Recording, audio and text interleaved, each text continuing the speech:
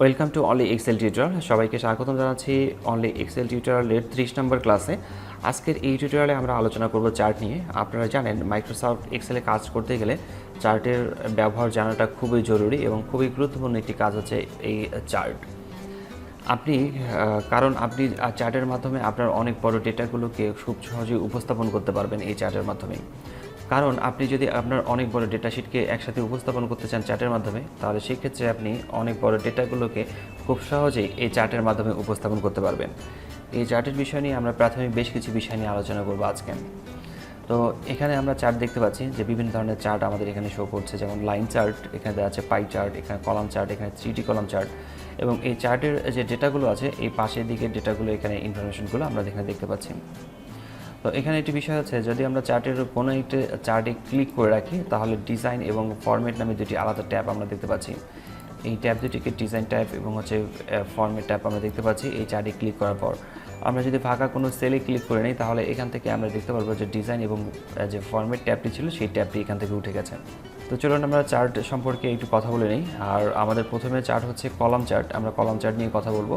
আমরা এখানে column chart দেখতে পাচ্ছি। কলাম চার্ট হচ্ছে লম্বালম্বি যে লাইনগুলো আছে এগুলোকে কলাম বলে, কলাম চার্ট। তো এই কলামগুলোকে বিভিন্নভাবে আমরা দেখতে পাচ্ছি যে এখানেও আরও কলাম চার্ট দেওয়া আছে। এটা 3D, এটা হচ্ছে 2D column chart, 3D column chart এখানে দেখতে পাচ্ছি আমরা। আর এই চার্টের যে ইনফরমেশনগুলো, ডেটাগুলো আমরা পাশে এখানে দেখতে পাচ্ছি, যেমন ঢাকা, রাজশাহী, রংপুর এবং দিনাজপুর। তো আমরা এখানে দেখতে পাচ্ছি ঢাকা সিটির যে কালার রয়েছে এই কালারটি হচ্ছে ঢাকা সিটির, রাজশাহীর এই কালারটি, এবং রংপুরের কালার হচ্ছে এটি, আর সর্বশেষ দিনাজপুরের কালার হচ্ছে এটি। তো আমরা এখান থেকে দেখতে পাচ্ছি যে বেশ কয়েকটি মাস এখানে দেওয়া আছে, জানুয়ারি, ফেব্রুয়ারি, মার্চ, এপ্রিল, মে, জুন। তো এই কয়েকটি মাসের ইনফরমেশনগুলো আমরা এখানে চার্ট আকারে দেখতে পাচ্ছি। তো এই চার্টের যে ডেটাগুলো এখানে শো করছে। আমরা চাইলে এই চার্টগুলোকে বিভিন্নভাবে শো করাতে পারি। এটি হচ্ছে মূলত কলাম চার্ট। এই কলাম চার্ট আমরা দেখতে পাচ্ছি লাইন আকারে আছে, প্রত্যেকটি আলাদা আলাদা এবং জানুয়ারি থেকে জুন পর্যন্ত। আর একটার উপরে আরেকটা চার্ট যখন আমরা দেখতে পারি, আমরা নিচের আরেকটি চার্ট দেখতে পাচ্ছি, এটাও 3D কলাম চার্ট।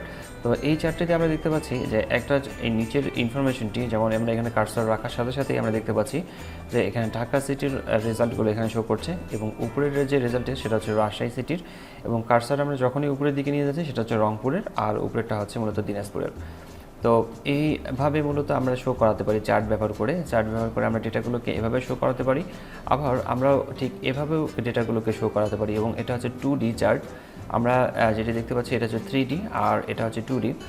2D চার্টেও আমরা দেখতে পাচ্ছি যে আমাদের এখানে ঢাকা সিটির রেজাল্টগুলো নিচের দিকে দেওয়া আছে, এরপর রাজশাহী সিটির রেজাল্টগুলো উপরের দিকে দেওয়া আছে, এর উপরে দেওয়া আছে রংপুর সিটি, এবং তার উপরে দেওয়া আছে দিনাজপুর সিটি। কিন্তু এখানকার যে লাইনগুলো আছে এই লাইনগুলো কিন্তু সমানভাবে দেওয়া আছে। তো এইভাবে আমরা মূলত চার্টগুলোকে শো করাতে পারি। এবং পাশাপাশি আপনি চাইলে আপনার ডেটাগুলোকে 3D আকারে চার্ট ব্যবহার করে ডেটাগুলোকে সাজাতে পারেন। তো এগুলো হচ্ছে কলাম চার্ট। এই কলামগুলোকে 3D কলাম এবং 2D কলামের মধ্যে রাখা যায়। এর পাশের দিকে আরেকটি চার্ট আছে, সেটা হচ্ছে লাইন চার্ট। আমরা লাইন আকারের চার্টগুলোকে শো করতে পারবো। পাই চার্ট দেওয়া আছে, আমরা পাই চার্ট আকারে ব্যবহার করে আমাদের ইনফরমেশনগুলো পাই চার্টের মাধ্যমে আমরা শো করাতে পারবো। বার চার্ট আছে, বার চার্ট আমরা হরিজেন্টালি দেখতে পারবো, ভার্টিক্যালি, হরিজেন্টালি আমরা এই চার্টগুলোকে শো করাতে পারবো।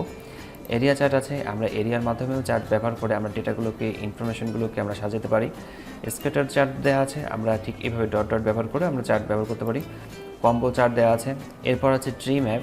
তো এরকম বিভিন্ন ধরনের চার্ট আমরা ব্যবহার করতে পারবো। তো আমরা এখানে চার্টের যে ইনফরমেশনগুলো আছে আমরা যদি একটু পরিবর্তন করতে চাই, একটু দেখতে চাই, যেমন আমি এই চার্টটিতে যখনই ক্লিক করেছি তখনই ডিজাইন এবং ফরম্যাট ট্যাবটি আমরা এখানে দেখতে পাচ্ছি। ডিজাইন ট্যাব এখানে দেওয়া আছে। তো ডিজাইন ট্যাব থেকে আমরা বেশ কিছু কাজ এখানে পরিবর্তন করতে পারবো। যেমন এখানে প্লাস সাইন দেওয়া আছে, আমরা প্লাস সাইনে ক্লিক করার পর আমরা এর যে ডিজাইনটি আছে এই ডিজাইনটি চেঞ্জ করতে পারবো। আবার নিচের দিকে কালার চেঞ্জ করতে পারবো। এর টেমপ্লেটটি যে আছে এই টেমপ্লেটটি আমরা চেঞ্জ করতে পারবো। এখানে 3D আছে, আমরা চাইলে এখানে 2D করে নিতে পারবো।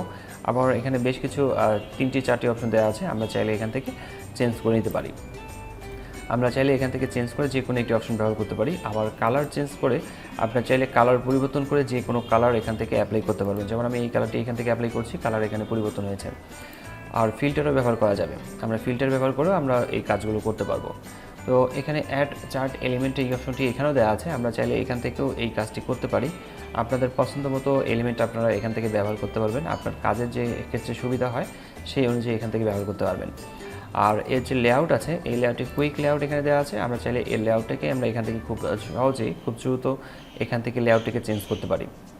যেমন এখানে লেআউটটাকে আমি রাখছি, এখানে ক্লিক করছি, তো এখানে ডেটাগুলো এখানে শো করছে, ঢাকা সিটির যে রেজাল্টগুলো এখানে শো করছে, ডেটাগুলো শো করছে, রাজশাহী সিটির রেজাল্টগুলো এখানে শো করছে এবং চার্ট আকারেও শো করছে।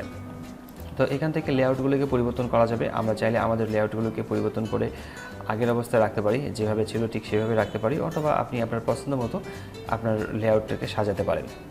তো এখান থেকে কালারও চেঞ্জ করা যাবে, আমরা কালারও চেঞ্জ করতে পারবো, কালার চেঞ্জ করা যাবে, আমরা একটু আগে যে কালারটি চেঞ্জ করেছিলাম এখান থেকে, আর সেই কালারটিকে ঠিক এখান থেকেও চেঞ্জ করা যাবে।